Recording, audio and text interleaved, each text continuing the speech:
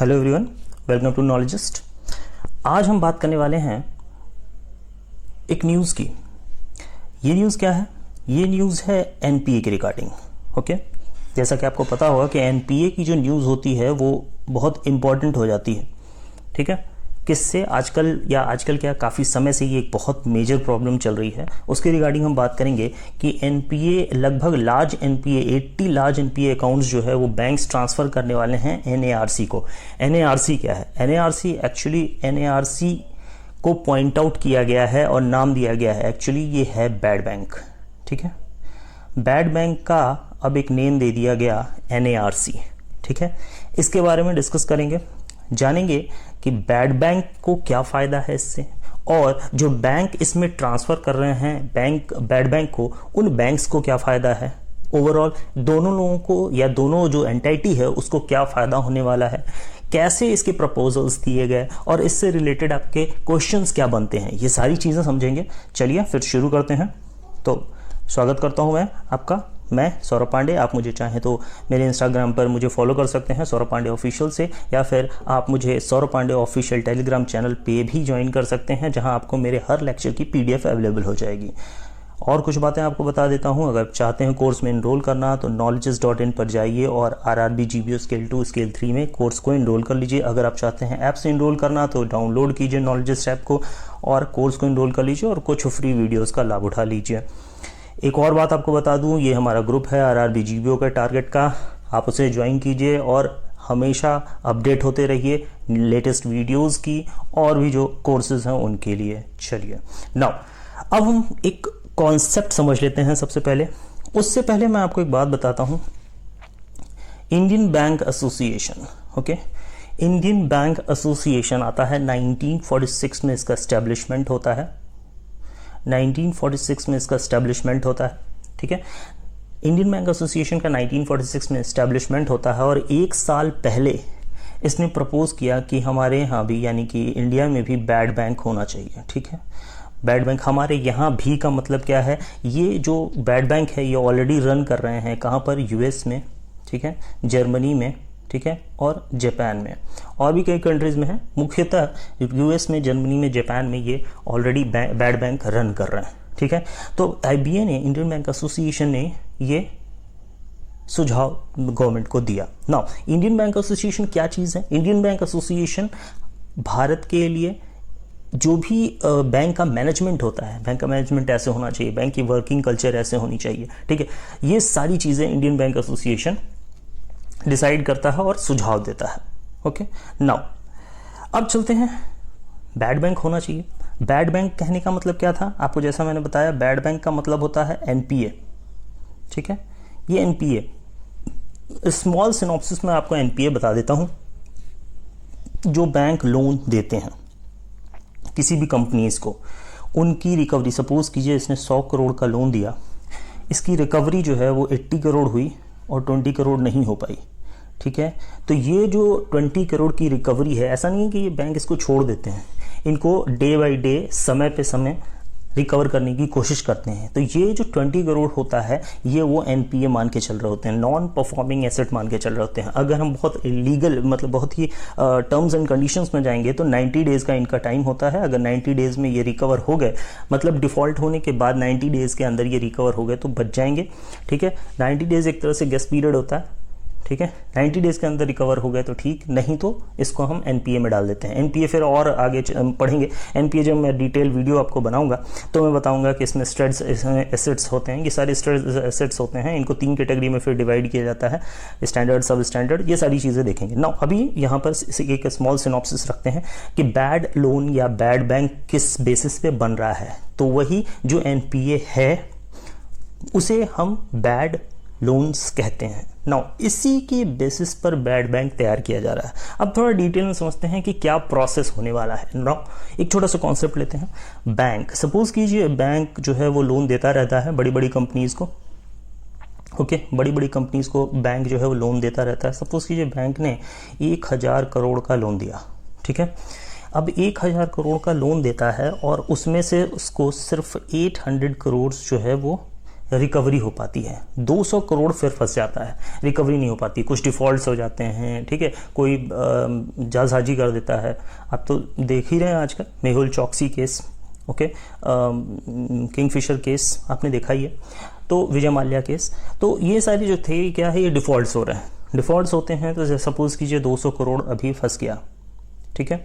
अब क्या होगा कि ये जो 200 करोड़ हैं, जो 200 करोड़ के एनपीए हैं, वो ये बैड बैंक को ट्रांसफर कर देंगे, ठीक है, depending on the quality of bad assets. जो बैड एसेट की क्वालिटी होगी उसके हिसाब से बैड बैंक डिसाइड करेगा कि उसका ये 200 करोड़ सपोज कीजिए है, तो इसका हम कितना अमाउंट आपको दें, ओके।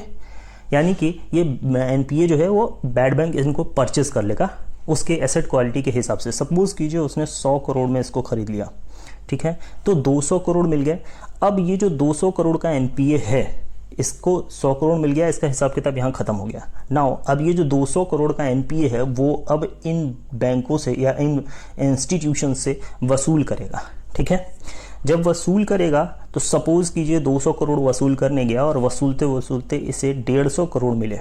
नाउ बैड बैंक का क्या फायदा होने वाला है, यहाँ आपको दिख रहा है क्या हुआ, 50 करोड़ का इसको ज्यादा फायदा हो गया। क्यों? क्योंकि 100 करोड़ में ये खरीद चुका था और 150 करोड़ इसने वसूला, तो 50 करोड़ का इसको फायदा हो गया। ये बैड बैंक को फायदा है, ठीक।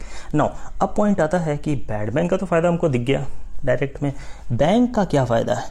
नाउ बैंक अगर एनपीए होता है, ठीक है, सपोज कीजिए बैंक एनपीए हुआ, बैंक में एनपीए बहुत ज़्यादा हुआ, तो आपने देखा होगा कि डिफरेंट सैंक्शंस लगते हैं, ठीक है। 15% से एबव जब होता है तो आरबीआई के डिफरेंट सैंक्शंस लग जाते हैं उस बैंक पे, ठीक है। बैंक का वर्किंग कल्चर जो है वो इन्हांस्ड हो जाता है, ठीक है, उससे उसके ऊपर बुरा प्रभाव पड़ता है। एक चीज़, दूसरी चीज़ ये कि सपोज कीजिए एनपीए हुआ, कहीं न्यूज़ छपी, ठीक है, हम आप सब पैनिक हो जाते हैं, क्या कि भाई ये बैंक खराब हो रहा है, धीरे धीरे हो सकता है इसमें मेरा पैसा फंस जाए, तो हम सभी क्या करेंगे, बैंक में से अपना पैसा निकालने लगेंगे। और जब बैंक में से पैसा निकालने लगेंगे तो वहाँ पर सब जब एक साथ पहुँच जाएंगे बैंक में पैसा निकालने, तो वहाँ मिस हैपनिंग या कहें कि बहुत बड़ा एक लॉस हो सकता है, एक प्रॉब्लम क्रिएट हो सकती है।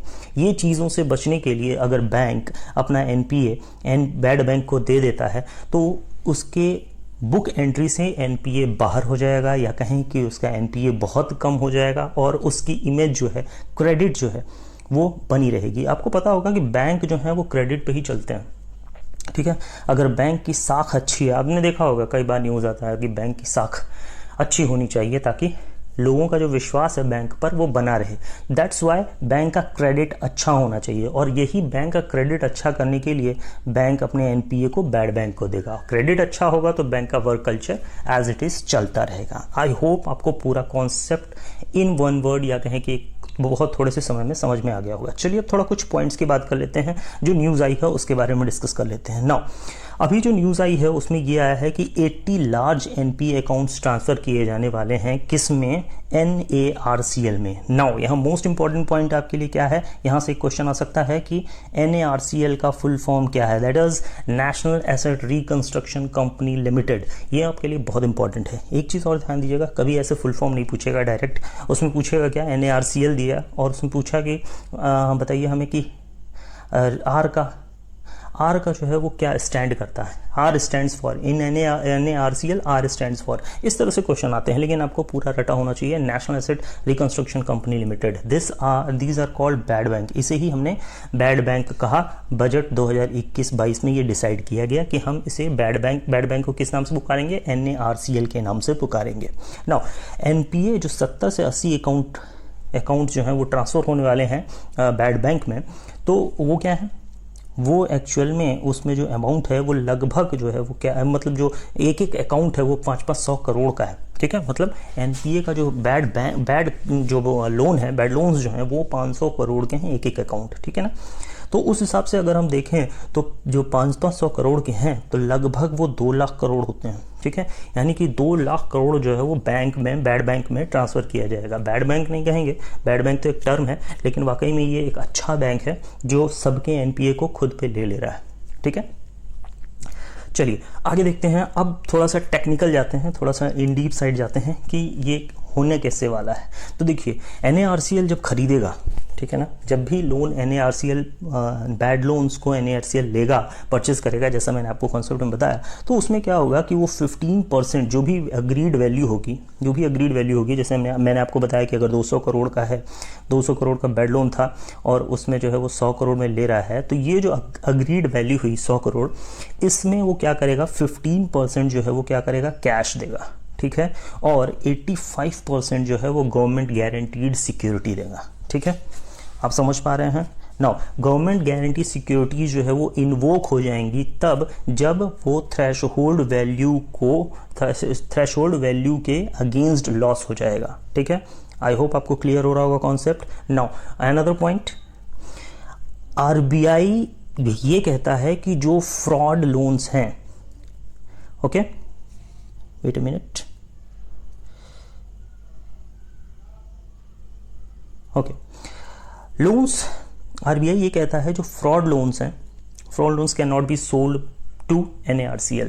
जो लोन्स RBI जो ऑलरेडी जिनको फ्रॉड घोषित कर चुका है, या जो बैंक जो है उनको फ्रॉड अकाउंट घोषित कर चुके हैं, फ्रॉड लोन्स घोषित कर चुके हैं, वो NARCL को नहीं सोल्ड किए जाएंगे as per the annual report, ठीक है। और एनुअल रिपोर्ट के हिसाब से 1.9 लाख करोड़ जो है, 1.9 लाख करोड़ जो है वो लोन, वो अब तक मार्च 2020 तक जो है वो लोन जो है वो फ्रॉड घोषित किए जा चुके हैं, ठीक है ना। एक चीज़ और बता दूं कि NARCL आपका ओपन होने जा रहा है next month, that is June.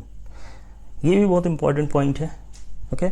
Recently open होने जा रहा है, जून में NARCL फंक्शनल हो जाएगा, ठीक है ना।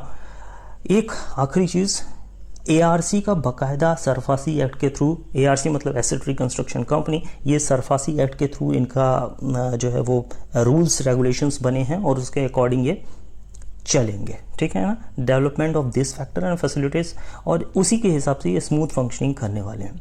एक जो मेजर पॉइंट ये है, एसेट रिकंस्ट्रक्शन कंपनी, ठीक है, और asset management company, AMC asset management company and asset reconstruction company, ये दोनों मिलकर के NARC बना, ओके, ठीक है। आई होप आपको सारा concept with in a minute, बहुत कम समय में समझ में आ गया होगा। जीरो टाइम वेस्ट करने की कोशिश कर रहा हूं आपकी, और आपको टोटल कॉन्सेप्ट समझाने की कोशिश कर रहा हूं। आई होप आपको कंटेंट अच्छा लगा होगा, और अगर अच्छा लगा है तो प्लीज़ लाइक कीजिए, शेयर कीजिए और सब्सक्राइब कीजिए चैनल को। ज़्यादा से ज़्यादा मोटिवेशन दीजिए मुझे, ज़्यादा से ज़्यादा व्यूज़ दीजिए मुझे, ताकि मैं भी मोटिवेट हूँ और आपके लिए एपिक कॉन्टेंट लाता रहूँ। चलिए मिलते हैं फिर नेक्स्ट सेशन में, तब तक के लिए गुड बाय।